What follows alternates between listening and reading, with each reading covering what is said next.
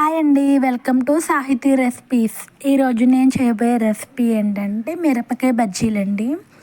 చూసారు కదా, షాపింగ్ అనేసి రిలయన్స్కి వెళ్తే అక్కడ ఈ మిరపకాయలు కనిపించినాయండి. సరే కదా, బజ్జీ వేసుకుందాం అనేసి అయితే తీసుకున్నాను. ఒక అరకేజీ అయితే తీసుకున్నానండి. ఈరోజు అయితే మిర్చి బజ్జీ వేస్తున్నాను. చూడండి నేను ఎలా వేస్తానో చూడండి. చాలా సింపుల్ అండి. మీరు కూడా ఒకసారి ట్రై చేయండి, ఎవరైనా ట్రై చేయకపోతే. చాలా మటుకు నాకు తెలిసినంత వరకు అయితే మిరపకాయ బజ్జీలు ట్రై చేయని వాళ్ళంటే ఎవరు ఉండరు. ఎందుకంటే అందరికీ వర్షం వచ్చినప్పుడు మటుకి అందరికీ ఫేవరెట్ అదే కదండి. ఖచ్చితంగా ప్రతి ఒక్కళ్ళు వర్షాకాలం ఎప్పుడు ఎలా ఉన్నా వర్షాకాలం మటుకి మిరపకాయ బజ్జీ వేసుకుంటారు. మాకైతే ఆ రోజు ఈ రోజు అంటూ ఏముండదండి. ఎప్పుడు తినాలనిపిస్తే అప్పుడు వేసుకుని తినేస్తూ ఉంటాము. ఆల్రెడీ ఇంతకు ముందు వేసాను మిరపకాయ బజ్జీలు, కాకపోతే అది ప్రాసెస్ ఎలా చేయాలన్నది వీడియో అయితే పెట్టలేదండి. సరేలే అనేసి ఇప్పుడైతే పెడుతున్నాను.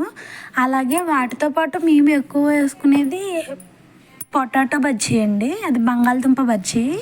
ఎందుకంటే మా పిల్లలు ఇవైతే ఇష్టంగా తింటారు. వాళ్ళైతే మిరపకాయ తినలేరు కాబట్టి మేము అది వేసుకుంటాము. పిల్లలకైతే బంగాళదుంప బజ్జీలు వేస్తామండి, లేదంటే అరటికాయ బజ్జీ వేస్తాను.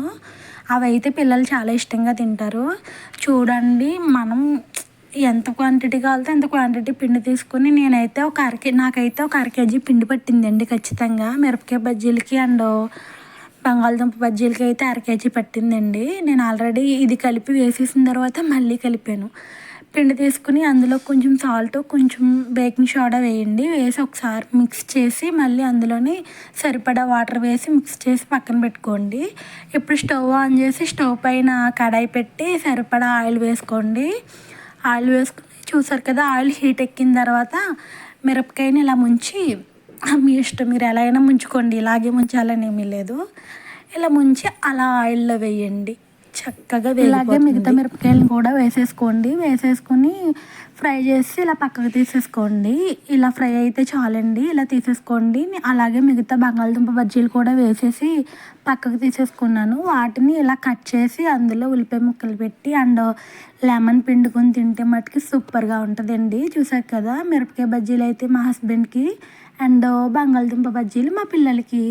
ఇలా సర్వ్ చేసుకుని అయితే తినేసాం. సూపర్గా వచ్చాయండి. నిజంగా చాలా సింపుల్గా అండ్ ఎంతో టేస్టీగా చాలా బాగా వచ్చాయండి. నిజంగా మేమైతే చాలా ఇష్టంగా తింటాం ఇవైతే. అంతే.